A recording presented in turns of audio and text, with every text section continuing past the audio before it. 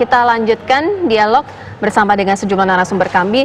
Bang Haris, pertanyaan saya tadi adalah artinya siapa di balik Joko Chandra ini sehingga ada lubang besar dari para penyidik juga? Ini tadi yang saya bilang lubang besar itu di sistem-sistem penyidikan di banyak kantor politik gitu ya. Itu memang kewenangan-kewenangan itu adalah godaan atau peluang atau hal yang bisa dijual belikan. Okay. Nah, dalam kasus Joko Chandra dengan korupsi yang begitu besar, ya kan dia juga pasti menyimpan nama atau mungkin terkait dengan pejabat-pejabat lama. Nah, dia pasti berupaya membeli itu. Jadi ini nggak simpel bahwa ada surat. Pak Haris, mungkin sebelum terlalu jauh perlu saya luruskan kayak Pak Haris. Jadi kalau kaitannya dengan penyidik, kasus ini nggak ada kaitannya dengan penyidik Polri, Pak Haris. Semua kasus ini kan ditangani oleh jaksa kan. Jadi terus kemudian apalagi PPNS nggak ada kaitan. Jadi kalau arahnya kepada ininya penyidik, apalagi sampai kantor penyidik, keliru di situ. Nggak begitu. Salah arahnya Pak Haris. Bukan, Anda yang salah bacanya. Tadi itu salah mungkin. Penyidik itu siapa gitu loh, ditegaskan aja. Kalau penyidik Komnas PPNS nggak ada kaitan. Udah boleh belum saya jawab? Karena kalian kan udah motong nih. Iya. Silakan Bang Haris dijawab. Tapi arahnya perlu diluruskan Pak Haris. Udah belum nih? Silakan Bang Haris, tidak ada sangkut pautnya dengan penyidik menurut Pak Sisno. Memang omongan saya nggak ada omongan sama penyidik Polri, Pak, penyidik Polri. Oke, baik. Iya, Bang Haris. Iya, udah boleh saya jawab nggak kalau saya silakan Bang, langsung dijawab Bang. Iya, saya nggak pernah bilang bahwa kasus ini yang nanganin penyidiknya adalah Polri. Jadi jangan bikin tafsir yang salah. Oke, karena ini Barreskrim kan.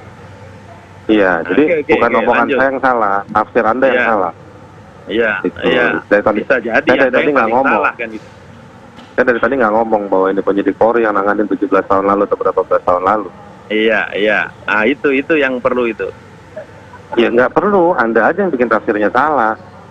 Oh, kalau ngomong Anda paling pikiran kotor kan. Loh. Bang Haris, kita kembali ke surat jalan Joko Chandra ini, Bang Haris. Iya, saya cuma mau bilang, kalau cuma nyitik bahwa ini suratnya palsu, nggak cukup. Nggak begitu, nggak sesimpel itu. Ya kan, kalau cuma mau bikin surat palsu. Aspal, Pak. Asli dia keluarkan, tapi palsu karena nomornya mungkin prosedurnya tidak dilakukan. Ya, Mas, Andro udah. Dan tidak kaitan dengan penyidikan, Pak. Capek juga tidak kaitan dengan penyidikan. Oke, Pak Sisno, kita dengarkan terlebih dahulu Bang Haris, Pak Sisno. Baik, kami mencoba menghubungi Bang Haris kembali karena kami berusaha untuk membagi porsi bicara narasumber dengan porsi yang sama, yang adil, agar bisa sama-sama memberikan pernyataannya, perspektifnya masing-masing. Pak Sisno, lanjut lagi ke Pak Sisno. Pak Sisno, Anda meyakini bahwa Brigjen Pol PU ini bermain sendiri, tapi apakah ada potensi Pak, ketika ini bukan wewenangnya, melampaui kapasitasnya, bermain dengan lebih dari satu personil mungkin Pak, di Barreskrim Polri? Ada tidak arah ke sana, Pak Sisno? Orang lain mungkin saja Pak dia kerjasama. Tapi kalau dengan lembaga, karena tidak ada kaitan Pak. Surat jalan itu tidak ada kaitan dengan proses penyidikan.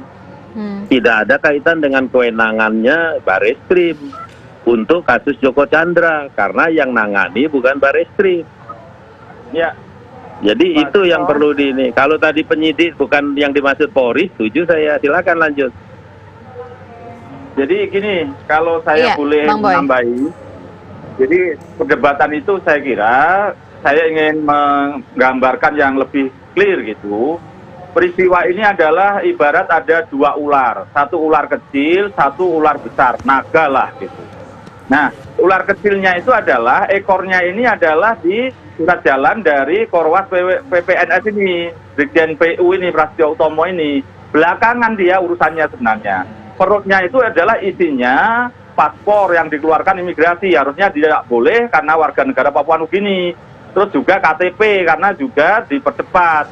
Nah, kepalanya itu sebenarnya sumber masalah ini adalah di NCB Interpol Indonesia.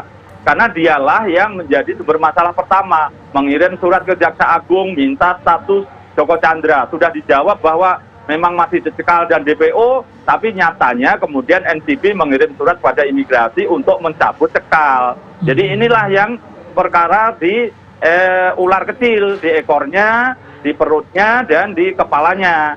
Nah, ular kecil ini kemudian ada ular besar, naga, yang mampu menggerakkan semua dari proses-proses ini. Menggerakkan di pos berbatasan, tidak mengendus dia. Terus kemudian menggerakkan naik pesawat dari Pontianak, pakai pesawat yang jet pribadi, sewanya mahal atau bahkan ada kelompok yang menyediakan. Terus kemudian masuk Halim tanpa terdeteksi karena diambil dari domestik. Jadi ini kalau bicara siapa di belakang itu, ini naga besar. Tapi saya cuma dapat suatu nama, tapi tidak mungkin saya sebut di sini karena pembuktiannya pasti akan sulit. Bang Boyamin, Maki punya data yang Anda maksud naga besar ini apakah berasal dari institusi yang sama atau di luar institusi itu? Enggak, sebenarnya sebagian ada orang-orang yang di masa lalu sangat berpengaruh dan pensiunan, pengalamannya kuat di dunia-dunia seperti ini, dan dia menjadi dirijen. Informasi yang saya dapat begitu gitu. Nah, ini semata-mata sebenarnya tidak terkait dengan sesuatu yang lebih jauh lagi, sebenarnya semata-mata ini uang, honor yang besar, uang yang besar dari yang bersangkutan untuk dia pengen pulang ke Indonesia dengan status bebas, maka dia bersedia membayar mahal gitu. Bang Boyamin, data tersebut bisa diverifikasi, bisa dibuktikan?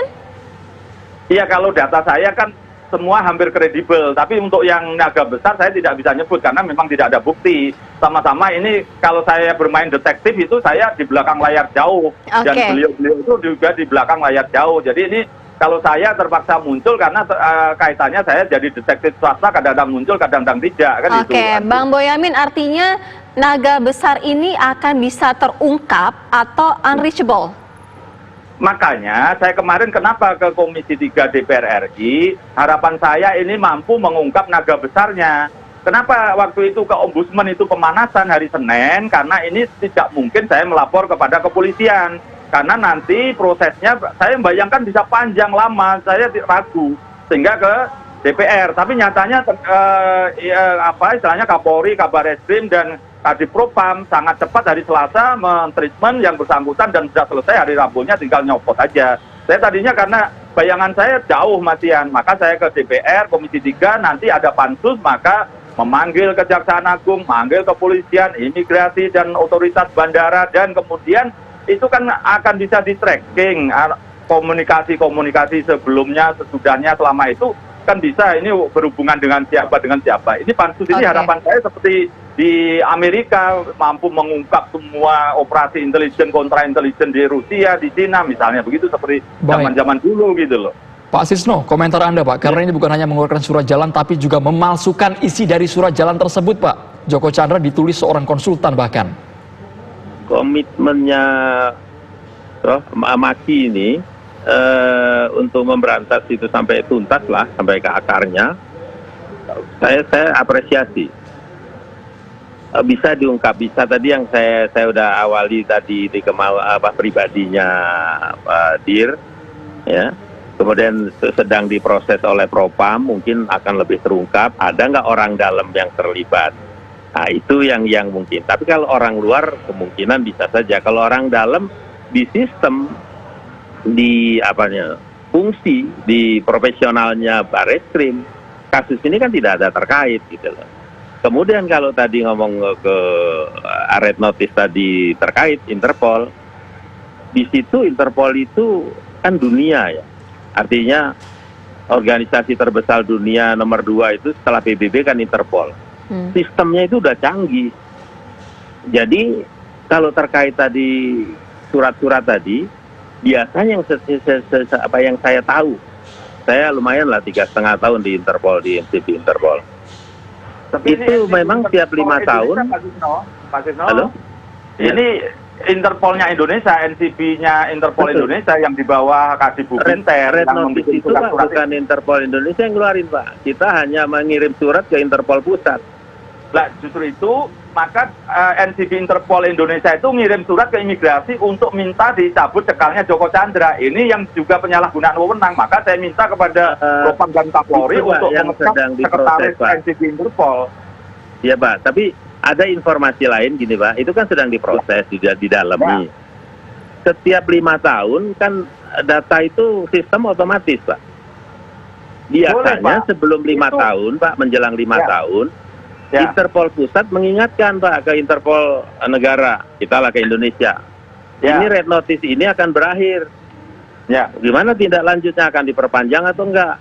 Interpol itu Indonesia mengirim surat info kepada yang meminta. KPK, jaksa atau siapa? Baik, Pak Sisno. Diberitahu, ini red notice yang udah 5 tahun ini mau habis. Diperpanjang tidak, sampai di mana kasusnya?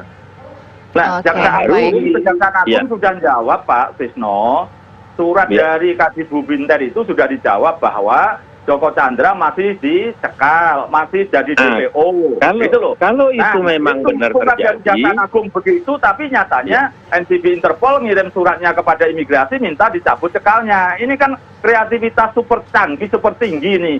Bagaimana dia menjadi seperti pemutus bahwa Joko Chandra tidak dicekal lagi. Padahal Jaksa Agung jelas menyatakan dalam suratnya bahwa ini harus dieksekusi dan ditangkal, kalau masuk harus ditangkap, bahasanya begitu. Tapi sekretaris NCB Interpol mengirim surat kepada imigrasi untuk dicabut cekalnya. Terima kasih Bang Boyamin dan juga Pak Sisno atas informasinya. Paling tidak kita tunggu bagaimana pengusutan kasus buronan kelas kakap Joko Chandra ini, Pak. Terima kasih Bapak-Bapak. Selamat petang.